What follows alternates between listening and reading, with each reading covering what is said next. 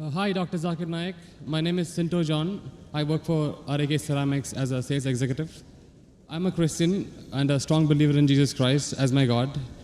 I am well aware that all Muslims do consider Jesus Christ to a high regard as a prophet. My question is regarding the issue on prohibition of pork in Islam. My first question is, do you consider all the words of Jesus and the miracles performed by Jesus as mentioned in the Bible? And if so, let me explain to you one thing. The premise in which Christians believe that pork or no food is prohibited is from the gospel when Jesus says that whatever comes into you goes out of you, but what comes from your heart is what makes a man pure or impure. So if you consider that, then why do you think, and if you consider Jesus as a prophet, then why do you say that pork is prohibited in Islam? And if not, what do you think Jesus meant by when he said that? Before I answer the question, I'd like to welcome the chairman of the Dubai International Holy Quran Award, Mr. Ibrahim Bumala, and also the deputy chairman, Dr. Saeed, for giving us a wonderful opportunity and making us available this hall till so late also, mashallah. I'd like to thank him, and I pray to Almighty God that He gives more opportunity for people of Dubai to hear such lectures, and so that more and more people get hidayah. And inshallah, the thawab of the people accepting Islam will also go to the Dubai International Quran Award, inshallah. To Dr. Ibrahim Bumala and also to Sheikh Muhammad, inshallah. The brother asked the question that, do I believe in the miracles of Jesus Christ mentioned in the Bible? Brother, I believe whatever is mentioned in the Bible, if it matches with the Quran, I believe in it. If it goes against the Quran, I disbelieve in it. If it does not go against, does not match, it is ambiguous. Whatever is matching with the Quran, I believe in it. As far as the second part of the question is concerned, that you say regarding the prohibition of pork, it has been nullified because Jesus Christ, peace be upon him, says, whatever comes in to you goes out, and main thing is from your heart. How does this nullify? You fail to realize that means you are not reading the Bible.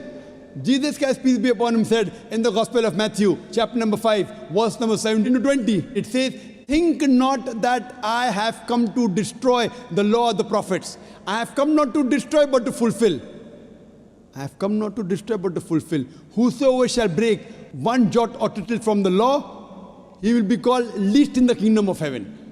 That means you cannot break one jot or tittle from the law. That's what Jesus Christ, peace be upon him, says. Now you pick up another verse and says, what comes into you goes out, what is from your heart, you can have pork. Where does it mean you can have pork? You are contradicting your God, Jesus Christ, peace be upon him. It says, think not that I have come to destroy the law of the prophets. I have come not to destroy but to fulfill. Unless the heavens and the earth pass away, not one jot or tittle can pass away from the law until they are fulfilled.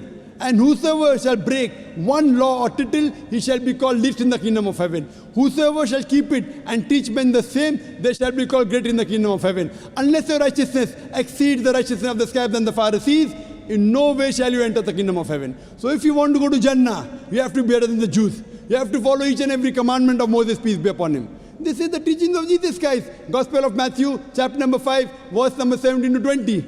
Okay, if that is so, then what do you think he meant when he said that whatever you eat comes in, whatever comes in out and goes out of you, what is from your heart is what decides what is pure or impure? It is simple. What comes in goes out. What's the problem in that? No, whatever you eat goes out. Is there any problem in that? No, it was asked in relevance when Jesus' disciples were questioned by the Jews that why are they not following the traditional ceremony of washing their hands before eating food. That's when Jesus replied that don't you understand that what you eat doesn't matter if it is pure or impure. What you eat, it goes into you and comes out of you. He didn't say it doesn't matter what you're eating is pure and impure. That's your saying. It's not mentioned in the Bible that way. No, it is mentioned in the Bible that what you Does it say that whether what you're eating is pure or impure doesn't matter? Does it say that? No, it doesn't say. I'm sorry. Okay. So please don't put your words in the Bible, please. Fine. But what I am quoting is verbatim. Fine. You can check up. I'm quoting from my memory. I don't have the Bible in front of me. But you're saying, you're putting your words into the Bible. No, but he definitely said that what you eat comes out of you. Of course, what you eat has to come out. But what you eat has to come out. We are human beings. He wouldn't simply state that for, I don't know, for no man's sake. It is simple. What you eat comes out simple. Your heart means it is from your heart. That means your heart should follow the commandment. No, because what Jesus he- Christ, peace be upon him, said earlier, don't break one jot or tittle. So if your heart is in it, you will not break a single jot or tittle. Simple explanation. Fine, You but don't he have to was- be a doctor of divinity.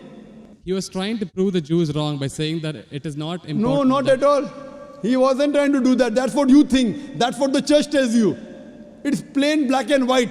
No, Jesus said you cannot break one jot or tittle from the law. So where is he telling the Jews to break the law of Judaism? He's not telling that. He is not giving any indication for the Jews to break the laws of Judaism. He is telling them to obey it. It is your understanding of the Bible. Nowhere does the Bible say that. He did think that the Jews were not completely obeying the laws. They had- Correct, I agree with you. They were not completely obeying because they did not believe in the fulfillment of the Messiah. Because the Jewish scripture says there's a Messiah to come. We Muslims, we believe in it. The Jews don't believe. So he was trying to explain to them, I am the Messiah. But that doesn't mean he was trying to break the laws of the Jews. He was trying to fulfill. Think not that I have come to destroy the law of the prophets. I have come not to destroy but to fulfill. Simple. I am asking you, do you have pork, brother? I'm sorry? Do you have pork? Yeah, occasionally. That means you're not a good Christian. You're not a good Christian. Even occasionally you break one law or tittle, you shall not go to Jannah. Not Quran says that, Bible says that. Even if you have pork and you break one law or a tittle, you shall not go to paradise. You shall not enter eternal life. And you said that you are a practicing Christian. You said you believe Jesus Christ is God. I don't believe Jesus is God, but I follow his teachings. I love him more than you. This is what Jesus said. It's from the heart. This is the explanation of your verse. It's from my heart. I love him. I love Jesus Christ. Peace be upon him. Do you? I don't think so. It is I do. theoretical, not I from do. your heart. Verbally, yes. No, I do, very strongly. So if you strongly believe in Jesus Christ, peace be upon him, why are you disobeying him? Why? Why are you disobeying him? I don't think I am disobeying him until now. But I'm quoting you from the Bible, Gospel of Matthew chapter 5 verse 17. Think not I have come to destroy the Okay. law of the prophets. And Okay. I've given you quotation from Leviticus chapter 11 verse 7 to 8, Deuteronomy chapter 14 verse number 8, book of Isaiah chapter 65 verse number 2 to 5. References. Okay, if that's the case, in the Old Testament it is said that an eye for an eye, a tooth for a tooth. But what did Jesus Christ say? If somebody slaps you, show him the other side. Now isn't that like a defying of the law? No, Isn't it's that not a correction? defined. I will give you. What you're quoting is references from the Gospel of Matthew chapter number 5 verse number 38. Okay. I will give the quotation. I don't want the quotation, I want the answer for my question. But first I'll give the quotation reference, then I'll give the answer. Na? Fine. I always give with proof. You believe without proof, you can do that. I am a man of proof. With references from your scripture. Okay. Gospel of Matthew chapter number 5 verse number 38. It has been said of the old times that eye for an eye and tooth for a tooth. But I say unto you, whosoever takes a shirt, give him the cloak. Whoever walks with you 1 mile, walk with him twain. Whosoever offers you one cheek, offer him the other. That's it. It doesn't mean that he's going against it. But He's is showing there- it has been said of the old times. But those two laws don't correspond. They are totally different. They're totally against each other. But those things, what Jesus Christ, peace be upon him, said, it's time to get remedy. People misunderstood. They misunderstood the law. An eye for an eye and tooth for a tooth means there should be justice. That doesn't mean someone by mistake, a child is playing cricket and if the ball hits the eye, that doesn't mean you break his eye.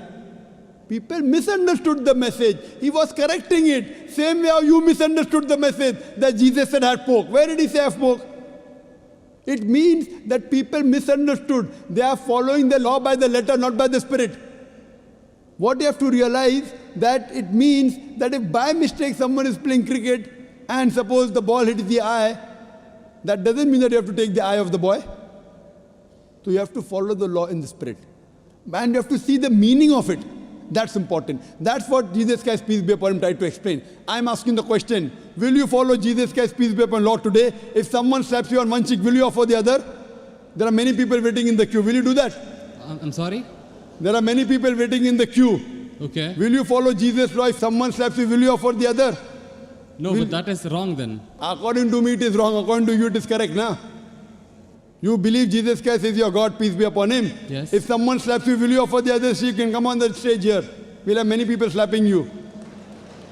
I didn't understand actually. It's not clear. That verse of the Bible also says someone slaps you on one cheek, offer the other. Yeah. Do you believe in that law?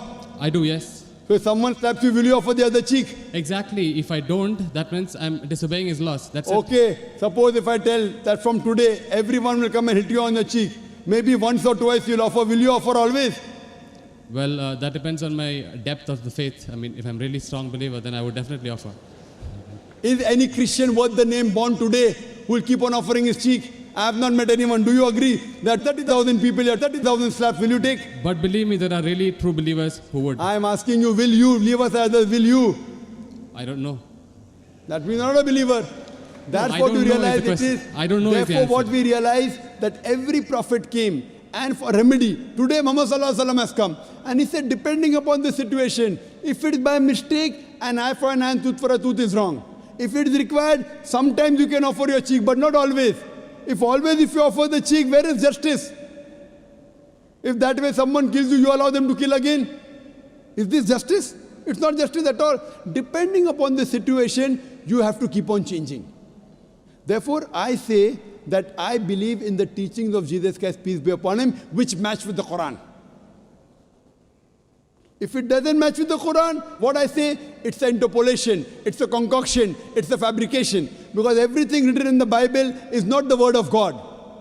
According to scholars of Christianity, they say there are many interpolations in the Bible, there are many concoctions, there are many fabrications. According to Christian journals, they say there are 50,000 errors in the Bible. How many? 50,000. So therefore, I don't consider Bible to be the word of God. There are many unscientific things mentioned in the Bible. If you read the book of Genesis, I can give a lecture only on the contradictions, on unscientific things. I don't consider word of God. Do you consider Bible to be the word of God? Yes. Okay. Now, do in the book of Genesis, chapter number 1. Yes. Verse number 16. It says, Almighty God created two lights. The greater light, the sun, to rule the day, the lesser light, the moon, to rule the night. Bible says the light of the moon is its own light. Do you believe in that? The light of the moon is? Is its own light. Do you believe in that? No. That you don't believe in the Bible. Bible says in the book of Genesis, chapter number 1, verse number 14, Almighty God, He created the earth on the third day, created the sun on the fourth day. That means the earth and vegetables came before and sun came later on. Do you know science, brother? I'm sorry? Do you know science? Yes. The Bible says earth came first and then came sun. Is it correct? I don't know. No. Scientifically, is it correct? The earth came first and? Then the sun came. Earth came on the third day, sun came on the fourth day. Is it possible? We know the sun is the parent body in the solar system. All the planets that revolve around the sun, they are the bodies from the sun. You know the Big Bang? Yes. So it is created simultaneously. But the Bible says earth on the third day, along with vegetables, sun on the fourth day. How can the vegetables survive without sunlight? Is it possible? If God can make it that way, why not? But do you believe in that? See what God can do, but will God do something which is wrong? Illogical thing God will do. See, reasoning with God, I don't think it is in our scope. It is beyond our scope. It is not in your scope, but in the scope of human beings like me. God has to be logical. You can't be illogical. Then if you say illogical, then you believe every monkey, any stone, any tree is God. But what what our brothers in India do, everything is God for them. And then you say, don't argue with God, don't reason with God. So then you start worshipping the stone also. Brother, you can't be illogical. Seek ye the truth shall free you. Thank you. So hope you seek the truth, brother. Sure.